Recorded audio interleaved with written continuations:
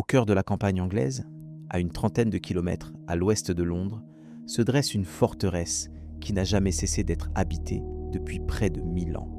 1000 ans. Il faut laisser ce chiffre résonner un instant pour en saisir toute la portée. 1000 ans de naissance, de décès, de complots murmurés dans des couloirs de pierre, de banquets somptueux suivis de nuits d'angoisse, de couronnes posées sur des têtes et arrachées parfois dans le sang. Le château de Windsor n'est pas un simple monument, c'est une créature vivante, un organisme de pierre et de bois qui a traversé les siècles en absorbant tout ce que la monarchie britannique a connu de grandeur et de misère. Et pourtant, quand on le visite aujourd'hui, quand on parcourt ses salons dorés et ses cours intérieures parfaitement entretenus, on a l'impression d'un lieu figé dans une élégance tranquille.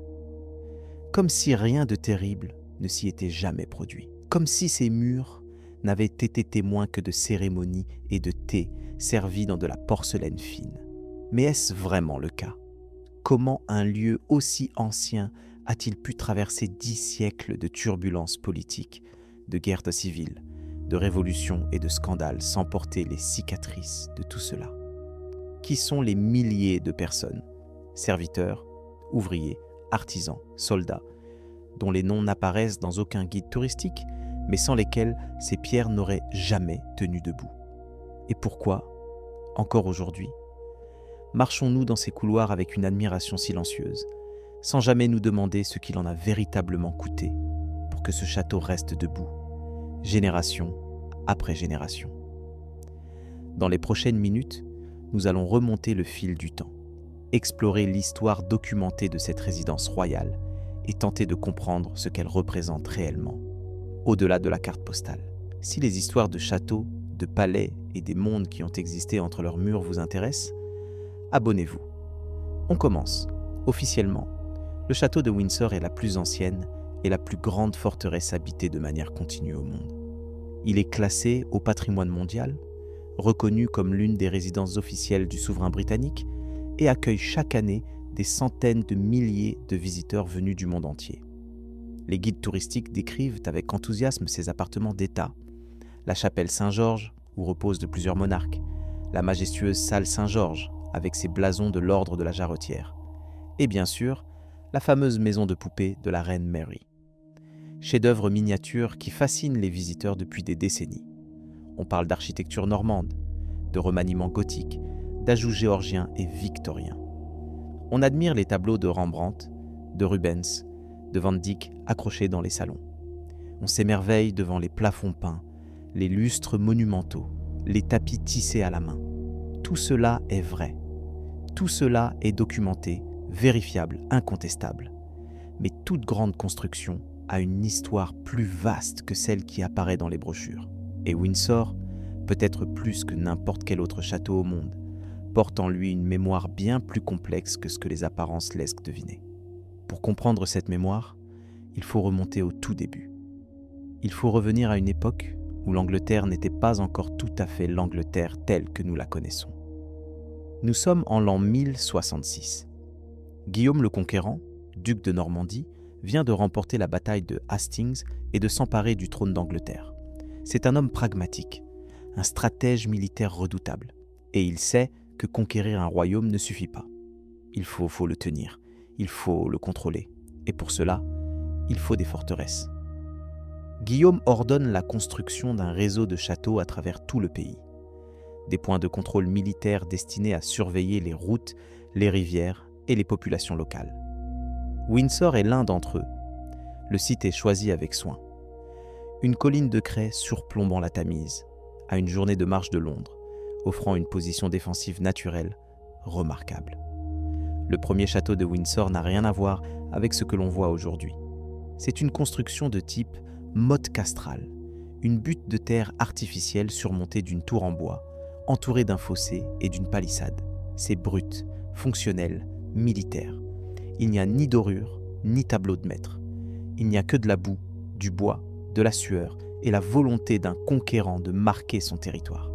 Mais il faut imaginer ce que représentait un tel chantier à cette époque. Les chroniqueurs normands mentionnent rarement les conditions dans lesquelles ces forteresses étaient érigées, mais les historiens modernes ont reconstitué le tableau général. Des centaines de travailleurs étaient mobilisés, souvent des paysans locaux réquisitionnés, contraints de transporter de la terre, de creuser des fossés, d'abattre des arbres dans les forêts environnantes. Les outils étaient rudimentaires, les journées étaient longues. Les accidents, selon les études archéologiques menées sur des chantiers comparables, étaient fréquents. Ce n'est pas un fait spécifique à Windsor, c'est une réalité générale de l'époque. Mais cela mérite d'être dit, parce que chaque pierre de ce château, même les premières, les plus anciennes, celles qui ont depuis longtemps été remplacées ou coupées, ou recouvertes, chacune d'entre elles a été portée par quelqu'un dont nous ne connaîtrons jamais le nom. Guillaume le Conquérant ne séjournera pas souvent à Windsor. Pour lui, c'est un point stratégique parmi d'autres.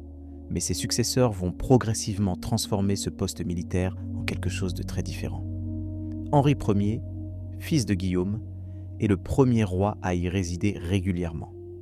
Il commence à y tenir sa cour, à y recevoir des ambassadeurs. Le château cesse d'être uniquement un lieu de défense. Il devient un lieu de pouvoir. Et dans l'Angleterre médiévale, le pouvoir ne se manifeste pas seulement par la force. Il se manifeste par la grandeur visible, par l'architecture, par le faste. Un roi qui reçoit dans une tour de bois entourée de boue n'inspire pas le même respect qu'un roi qui reçoit dans une forteresse de pierre avec des salles voûtées et des cheminées monumentales. C'est Henri II, au XIIe siècle, qui lance les premiers grands travaux de transformation. La motte de bois est remplacée par une tour de pierre, le fameux donjon circulaire que l'on appelle aujourd'hui la tour ronde, et qui reste le symbole le plus reconnaissable du château. Les murs d'enceinte sont renforcés, agrandis, rehaussés. Des appartements royaux commencent à apparaître dans la partie haute du château. Le coût de ces travaux est considérable pour l'époque. Les comptes royaux, dont certains fragments ont survécu, indiquent des sommes importantes allouées à Windsor sous le règne d'Henri II et de ses successeurs immédiats. Mais d'où venait cet argent ? La réponse est à la fois simple et complexe. Les revenus de la couronne provenaient des taxes, des droits féodaux, des revenus des terres royales et, dans certains cas, de prélèvements exceptionnels imposés à la population. Chaque agrandissement du château, chaque nouvelle tour, chaque nouveau mur représentait non seulement un effort de construction, mais aussi un effort financier qui se répercutait, d'une manière ou d'une autre, sur l'ensemble du royaume. C'est un schéma que l'on retrouve dans toutes les grandes constructions monarchiques de l'époque. Ce n'est pas propre à Windsor, mais Windsor, par sa longévité exceptionnelle, illustre ce phénomène de manière particulièrement frappante, car le processus ne s'est jamais arrêté. Pendant près de 10 siècles, il y a toujours eu des travaux en cours, toujours eu des ouvriers sur place, toujours eu des factures à payer. Le château n'a jamais été terminé, dans un certain sens. Il a toujours été en devenir, toujours en transformation. Et c'est précisément là que réside l'une des tensions les plus fascinantes de son histoire. Car un bâtiment qui ne cesse de grandir est aussi un bâtiment qui ne cesse de coûter. Et ceux qui en paient le prix ne sont pas toujours ceux qui en profitent. Mais n'allons pas trop vite. Restons encore un moment au Moyen-Âge, car c'est à cette période que Windsor connaît l'un de ses chapitres les plus dramatiques. Nous sommes en 1215. Le roi Jean sans Terre, celui-là même que la légende populaire a rendu célèbre comme le méchant des histoires de Robin des Bois, fait face à une révolte de ses barons. Le conflit est violent, profond, et il aboutit à la signature de la Magna Carta, la Grande Charte, l'un des documents fondateurs du droit constitutionnel occidental. Mais la paix est fragile, et elle ne dure pas. L'année suivante, en 1216, les barons rebelles, alliés au prince Louis de France, futur Louis VIII, assiègent le château de Windsor. Le siège dure plusieurs mois. Les défenseurs, commandés par un capitaine loyal au roi, résistent avec acharnement. Les assaillants utilisent des machines de siège, tentent de saper les murailles, lancent dans des assauts répétés. Les chroniques de l'époque décrivent des combats intenses, des pertes des deux côtés, une tension constante. Le château tient bon, ses murs résistent, mais à quel prix humain ? Les sources médiévales ne donnent pas de chiffres précis sur les victimes, ni parmi les défenseurs, ni parmi les assaillants. Ce qui est documenté, c'est que le siège a été long, difficile, et que les conditions à l'intérieur du château sont devenues extrêmement éprouvantes. On imagine sans peine ce que cela signifiait concrètement. la nourriture qui se raréfie, l'eau qui devient un enjeu vital, les blessés que l'on soigne avec les moyens dérisoires de l'époque, la peur qui s'installe nuit après nuit.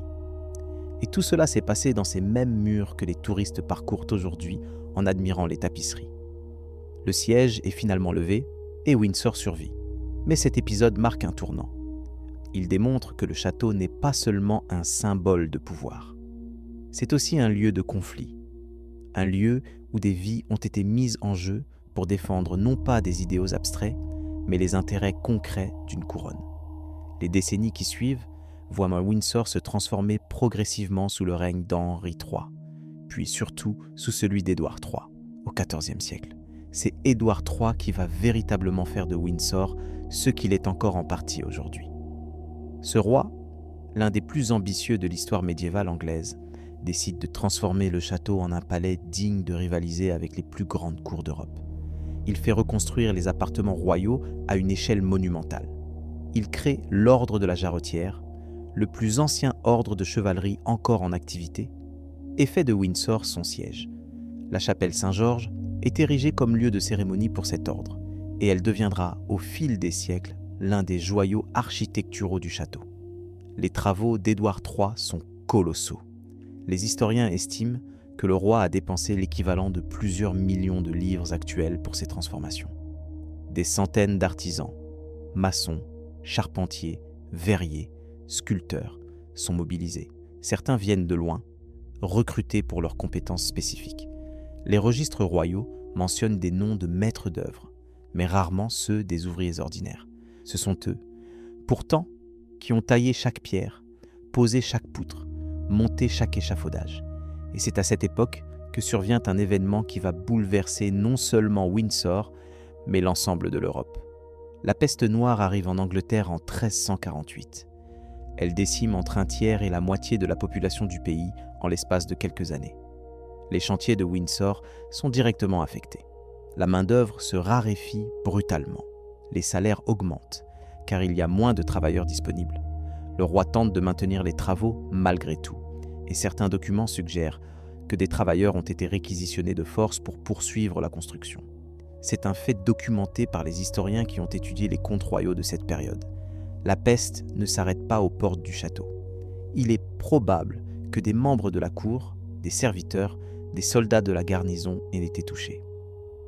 Les sources ne permettent pas de dresser un bilan précis pour Windsor lui-même, mais le contexte général laisse peu de doute sur le fait que la mort a rôdé dans ses murs comme partout ailleurs.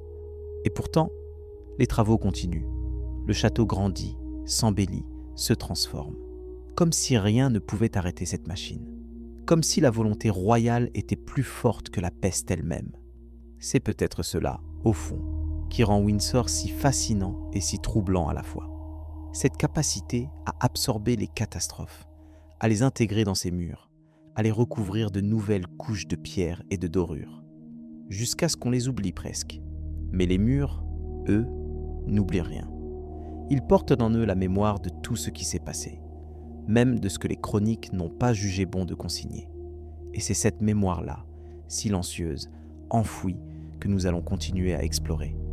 Car nous n'en sommes qu'au début. Les siècles suivants vont apporter leur lot de drames, de transformations et de révélations. Le château de Windsor n'a pas fini de livrer ses secrets. Pas encore. Le XVe siècle s'ouvre sur une Angleterre fracturée. Les Plantagenets, cette dynastie qui a régné si longtemps, s'entredéchirent dans ce que l'histoire appellera plus tard la guerre des deux roses, ce conflit sanglant entre la maison de Lancastre et la maison d'York pour le contrôle du trône. Windsor, en tant que résidence royale, se trouve au cœur de ces turbulences. Ce n'est plus seulement un château, c'est un enjeu politique. Celui qui tient Windsor tient un symbole, une légitimité, un message adressé à tout le royaume. Henri VI, roi lancastrien fragile et souffrant de troubles mentaux documentés par les chroniqueurs de l'époque, passe de longues périodes à Windsor. Certains historiens décrivent un homme perdu dans ses propres couloirs, incapable de gouverner, manipulé par son entourage. La réalité est probablement plus nuancée que cela. Mais ce qui est attesté, c'est que le château devient, pendant cette période, un lieu étrange, suspendu entre la grandeur apparente et le chaos politique qui gronde à l'extérieur. les batailles se succèdent à travers le pays. Des nobles changent de camp. Des têtes tombent, au sens propre du terme.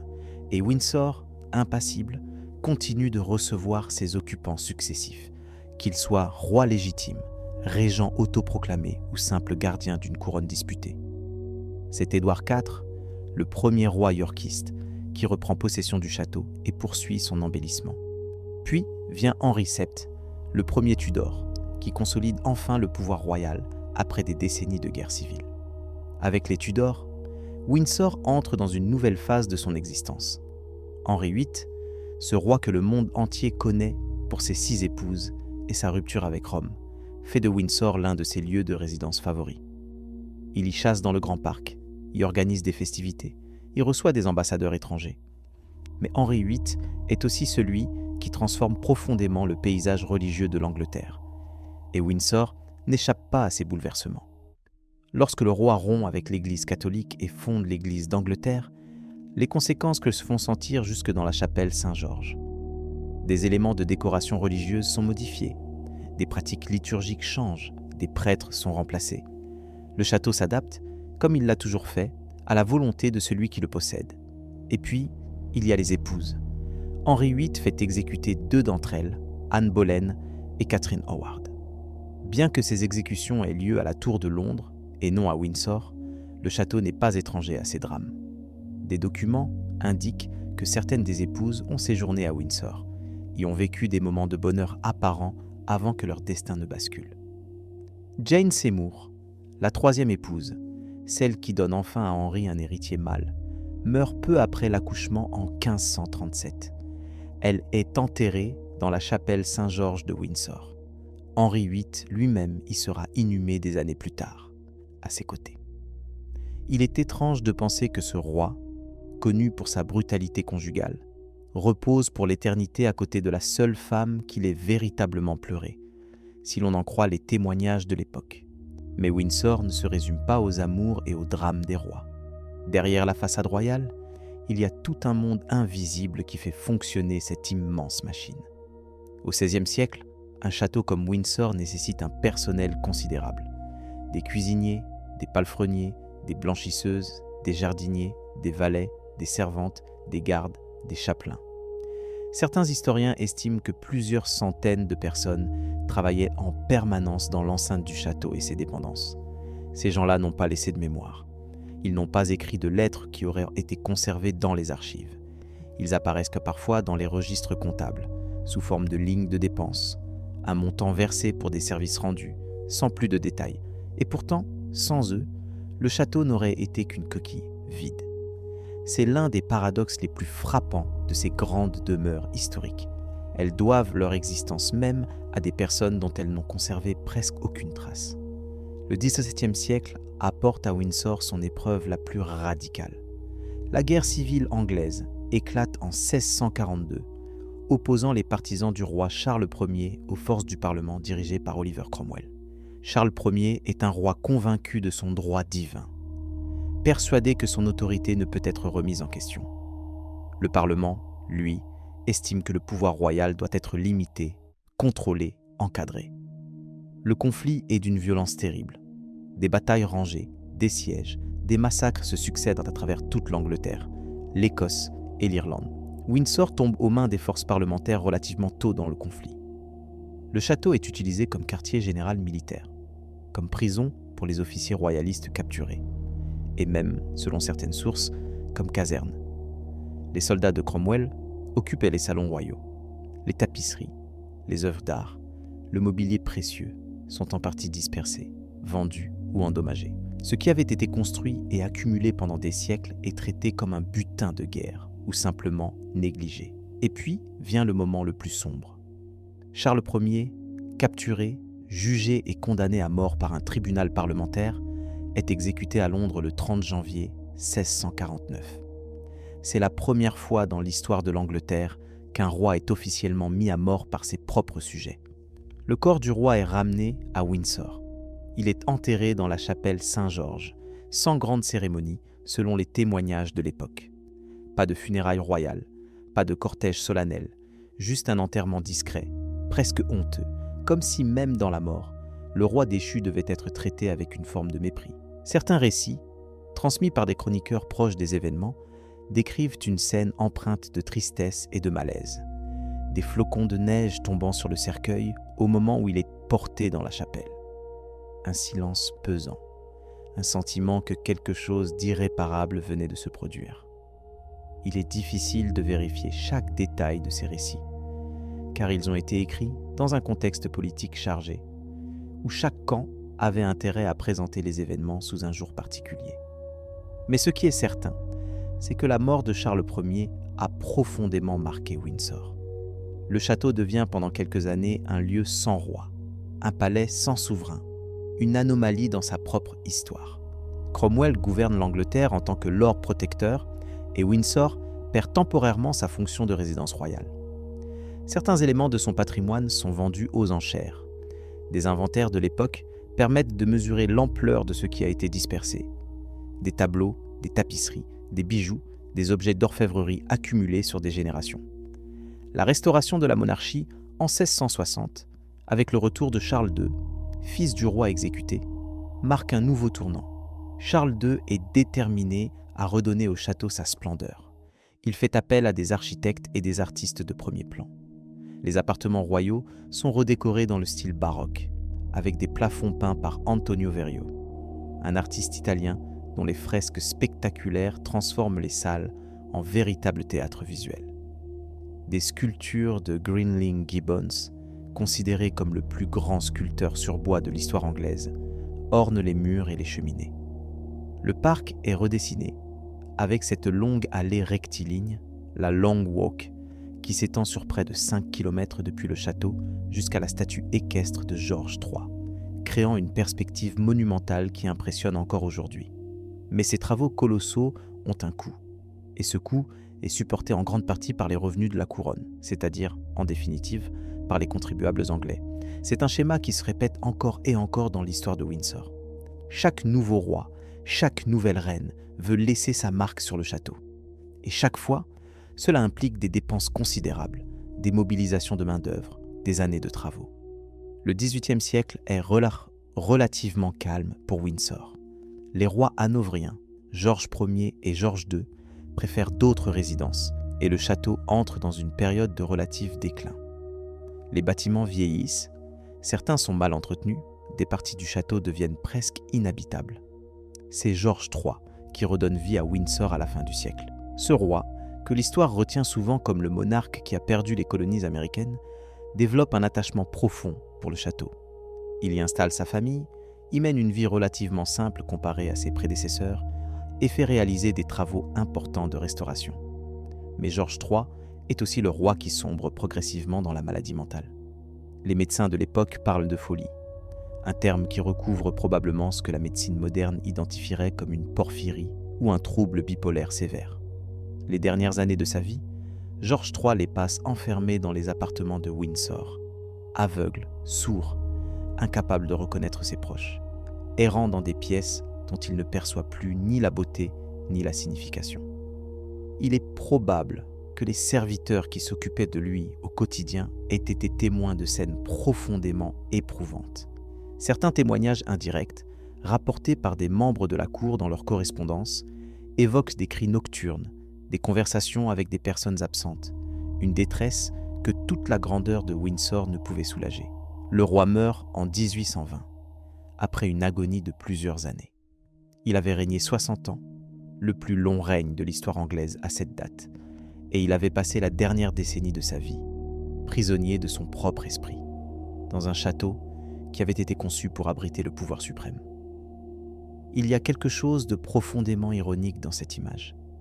Un palais bâti pour impressionner le monde, et un roi qui ne peut même plus voir les murs qui l'entourent. Son fils, devenu George IV, entreprend alors la transformation la plus spectaculaire que Windsor ait connue depuis Édouard III. Il fait appel à l'architecte Geoffrey Wyatville et lui confie une mission simple dans son énoncé mais titanesque dans sa réalisation. Faire de Windsor le plus grand château gothique du monde. Les travaux durent plus de 10 ans, de 1820 à 1830. Le budget initial est largement dépassé. Les coûts de finaux sont estimés à plus d'1 million de livres de l'époque. une somme astronomique qui suscite de vives critiques au Parlement. Wyatville rehausse la tour ronde de plus de 10 mètres, lui donnant la silhouette caractéristique que nous connaissons aujourd'hui. Il unifie la façade extérieure dans un style gothique cohérent, créant cette impression de forteresse médiévale qui est en réalité largement une construction du XIXe siècle. Il réaménage les appartements d'État avec un luxe inouï. Des centaines d'ouvriers travaillent sur le chantier pendant des années. Les conditions de travail sur les grands chantiers de construction de cette époque sont bien documentées par les historiens sociaux. Les journées étaient longues, les mesures de sécurité quasiment inexistantes, les accidents fréquents, les échafaudages en bois, les charges lourdes, les hauteurs vertigineuses représentaient des risques constants. Il n'existe pas de registre spécifique des accidents survenus lors des travaux de Wyatville à Windsor. Mais compte tenu de l'ampleur et de la durée du chantier, il est statistiquement probable que des incidents aient eu lieu. C'est le cas de pratiquement tous les grands chantiers de construction de cette période. George IV meurt en 1830, sans avoir pu profiter pleinement du château transformé. C'est sa nièce, la reine Victoria, qui fera véritablement de Windsor un foyer. Victoria monte sur le trône en 1837, à l'âge de 18 ans. Elle régnera 63 ans, le plus long règne de l'histoire britannique jusqu'à celui d'Élisabeth II. Et Windsor sera au cœur de sa vie. C'est à Windsor qu'elle épouse le prince Albert en 1840. C'est à Windsor que naissent plusieurs de leurs 9 enfants. C'est à Windsor que le couple royal vit ses années les plus heureuses, selon la correspondance abondante que Victoria a laissée derrière elle. Le prince Albert s'investit personnellement dans la modernisation du château. Il supervise l'installation du gaz d'éclairage, puis de l'électricité. Il fait aménager les jardins, crée une ferme modèle dans le domaine, s'intéresse aux conditions de vie du personnel. Albert est un homme cultivé, méthodique, parfois perçu comme froid par son entourage, mais profondément attaché à l'idée de progrès. Sa mort, en 1861, à l'âge de 42 ans, probablement d'une fièvre typhoïde selon les analyses modernes, plonge Victoria dans un deuil dont elle ne se remettra jamais véritablement. La reine transforme les appartements d'Albert en une sorte de sanctuaire. Ses vêtements sont disposés chaque jour, comme s'il allait revenir. De l'eau chaude est préparée pour son rasage chaque matin. Son bureau reste intact, ses papiers là où il les a laissés. Victoria portera le noir jusqu'à la fin de ses jours. 40 ans de deuil ininterrompu. Windsor devient alors un lieu de mémoire autant qu'un lieu de vie, un palais hanté, non pas par des fantômes au sens surnaturel du terme, mais par le souvenir obsédant d'un homme aimé. Et dans ce château immense, la reine la plus puissante du monde vit entourée de centaines de serviteurs, dans un isolement émotionnel que toute la grandeur de l'Empire britannique ne peut combler. Il y a dans cette image quelque chose qui dépasse l'anecdote historique. C'est une réflexion sur la nature même du pouvoir et de la solitude, sur ce que signifie vivre dans un lieu conçu pour impressionner le monde quand le monde, pour vous, a cessé d'avoir un sens. Les murs de Windsor ont absorbé ce chagrin comme ils avaient absorbé tout le reste, en silence, sans jamais fléchir. Le XXe siècle arrive à Windsor avec son cortège de bouleversements. Le monde change à une vitesse que les siècles précédents n'avaient jamais connue. Et le château, malgré ses murs épais et sa mémoire millénaire, n'échappe pas à ces transformations. La Première Guerre mondiale éclate en 1914 et elle pose à la famille royale britannique un problème inattendu. Le roi George V, petit-fils de Victoria, porte un nom de famille d'origine allemande, Saxe-Cobourg et Gotha, hérité du prince Albert. Dans un pays en guerre contre l'Allemagne, ce nom devient un embarras politique considérable. En 1917, George V prend une décision qui peut sembler anecdotique, mais qui est en réalité d'une profondeur symbolique remarquable. Il renonce au nom allemand de sa dynastie et adopte un nom nouveau, un nom anglais, un nom tiré directement de la forteresse qui incarne mieux que tout autre la permanence de la monarchie britannique. Il choisit Windsor. La famille royale devient la maison de Windsor. C'est un acte politique autant que symbolique. En changeant de nom, le roi ne fait pas que couper un lien avec l'Allemagne. Il fusionne l'identité de sa famille avec celle du château lui-même, comme si les deux ne faisaient plus qu'un. Désormais, Le château n'est plus simplement la résidence de la famille royale. Il est la famille royale. Son nom, son image, sa silhouette sur les collines du Berkshire deviennent indissociables de la monarchie elle-même. C'est un coup de communication avant l'heure, et il fonctionne parfaitement. Pendant la Seconde Guerre mondiale, Windsor joue un rôle tout à fait particulier. Le roi George VI et la reine Élisabeth, les parents de l'actuelle défunte reine Élisabeth II, décident de rester en Angleterre malgré les bombardements allemands. Le couple royal s'installe à Buckingham Palace pendant la journée, affichant sa solidarité avec les Londoniens sous les bombes, mais la nuit, les princesses Élisabeth et Margaret sont envoyées à Windsor, considérées comme plus sûres.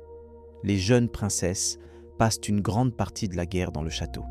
Des témoignages de l'époque, notamment ceux de leur gouvernante Marion Crawford, décrivent une vie étrangement paisible dans l'enceinte fortifiée, tandis que le monde s'embrase à l'extérieur. Les filles organisent que des spectacles de Noël dans le Waterloo Chamber, montent de petites pièces de théâtre pour divertir le personnel et les militaires blessés. C'est une image touchante, presque irréelle. Deux adolescentes qui jouent à la comédie dans un château médiéval, pendant que des bombes tombent sur les villes alentours.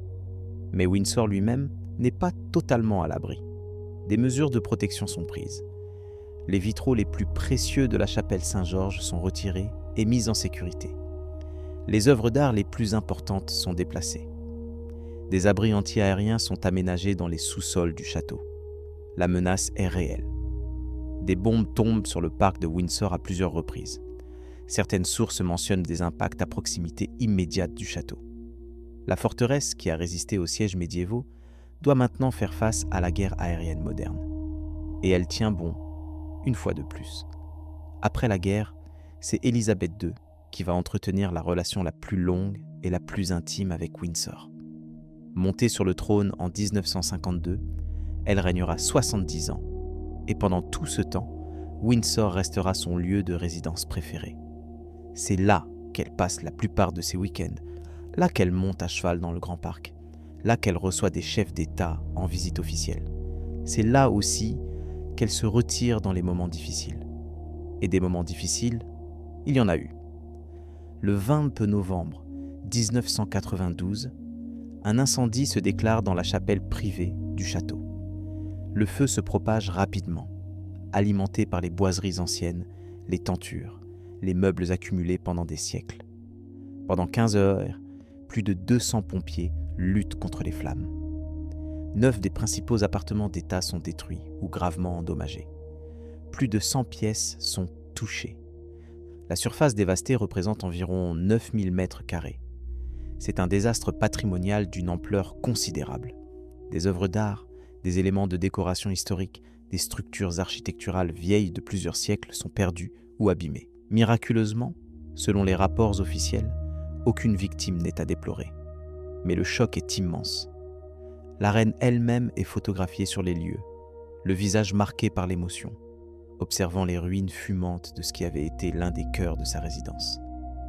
C'est quelques jours après cet incendie qu'Élisabeth II prononce son fameux discours sur l'annus horribilis, l'année horrible, faisant référence non seulement à l'incendie, mais aussi aux scandales personnels qui ont secoué la famille royale cette année-là. Les séparations, les divorces, les révélations publiques. La question du financement de la restauration provoque un débat national. Le coût total est estimé à environ 37 millions de livres sterling. Une partie de la population estime que les contribuables ne devraient pas payer pour restaurer la résidence privée d'une famille dont la fortune personnelle est considérable. Finalement, un compromis est trouvé. La reine accepte d'ouvrir Buckingham Palace aux visiteurs pendant l'été, et les revenus générés contribuent au financement des travaux. Elle accepte également, pour la première fois, de payer des impôts sur ses revenus personnels. C'est un tournant dans la relation entre la monarchie et le public britannique. Windsor, une fois de plus, se trouve au cœur d'une transformation qui dépasse ses murs. La restauration dure 5 ans et s'achève en 1997. Le résultat est remarquable sur le plan technique.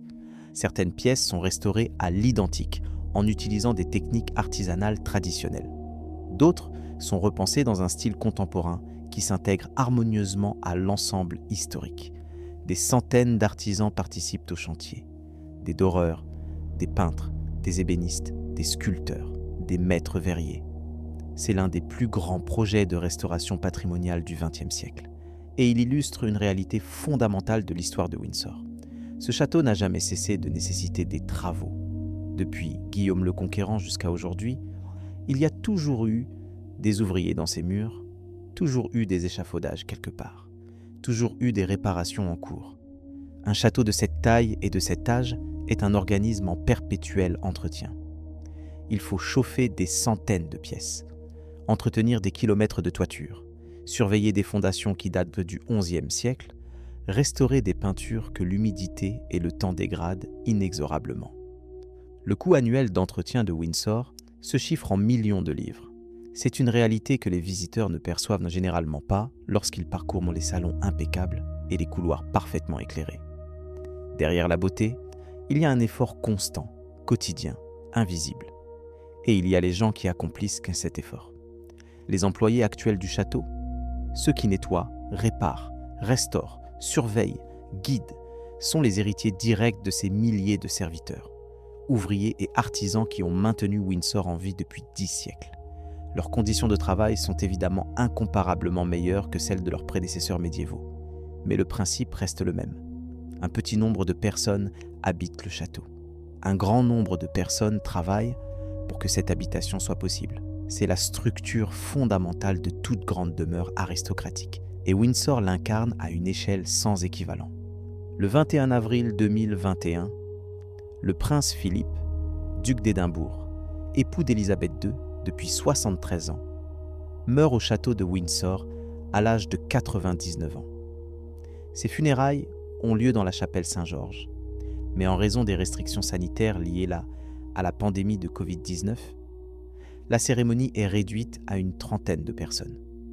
L'image de la reine, seule sur son banc dans la chapelle, séparée de sa famille par les règles de distanciation sociale, fait le tour du monde. Une femme de 94 ans, dans un château de Milan, enterrant l'homme qui a partagé sa vie pendant plus de 7 décennies, seule, dans une chapelle où reposent que des rois et des reines qui ont traversé des guerres, des épidémies, des révolutions. Il est difficile de ne pas penser à Victoria, 160 ans plus tôt, pleurant Albert dans ces mêmes murs. L'histoire ne se répète pas exactement, mais elle rime, comme on dit parfois. Élisabeth II, elle-même meurt le 8 septembre 2022, non pas à Windsor, mais au château de Balmoral, en Écosse. Son cercueil est cependant ramené à Windsor pour l'inhumation finale, dans la chapelle Saint-Georges, auprès de Philippe, auprès de ses parents, auprès de sa sœur Margaret. Le cercueil descend dans le caveau royal, devant les caméras du monde entier. Et les portes de la chapelle se referment. Aujourd'hui, c'est le roi Charles III qui est le maître de Windsor. Le château continue d'accueillir des visiteurs, des centaines de milliers chaque année, venus du monde entier pour admirer ses salons, sa chapelle, ses jardins. On y prend des photos, on y achète des souvenirs, on y marche sur des parquets vieux de plusieurs siècles, en écoutant distraitement les explications des guides. Et tout cela est parfaitement normal. C'est la fonction actuelle du château, être un lieu de patrimoine, un lieu de mémoire partagée, un lieu ouvert au public. Mais il est peut-être utile, de temps en temps, de s'arrêter un instant dans l'un de ces couloirs et de penser à tout ce qui s'est passé entre ces murs. Aux rois Saïsor, aux rois qui y ont régné et à ceux qui y ont perdu la raison. Aux reines qui y ont aimé et à celles qui y ont pleuré pendant des décennies. Aux soldats qui y ont combattu, aux ouvriers qui y ont travaillé, aux serviteurs qui y ont vécu des vies entières dans l'ombre, aux incendies qui ont failli tout détruire et aux mains patientes qui ont tout reconstruit. Windsor n'est pas un monstrueux symbole d'oppression. Ce n'est pas non plus un innocent conte de fées architectural. C'est le résultat d'une époque, puis d'une autre encore. C'est le produit de 1000 ans d'ambition, de pouvoir, de richesse, de conflits et de compromis. C'est un lieu où l'histoire ne s'est jamais arrêtée, où chaque génération a ajouté sa couche de pierre, de peinture, de mémoire et de douleur par-dessus la précédente. Les châteaux survivent aux personnes. Et c'est peut-être pour cela qu'ils nous fascinent autant. Parce qu'ils nous rappellent, avec une élégance impassible, à quel point tout le reste est éphémère. Les couronnes, les fortunes, les empires, les chagrins, tout passe. Les murs, eux, restent. Ils absorbent, ils encaissent, ils tiennent debout. Et quand nous les regardons, ce n'est pas seulement de l'architecture que nous voyons, c'est le temps lui-même, rendu visible, tangible, presque audible si l'on tend l'oreille. Écoutez bien la prochaine fois que vous traverserez un lieu ancien. Pas les explications du guide, pas les conversations des autres visiteurs. Écoutez le silence entre les pierres. C'est là que se trouvent les véritables histoires. Celles qu'aucune brochure ne raconte, celles que les murs gardent pour eux. Merci de nous avoir accompagnés. Reposez-vous bien.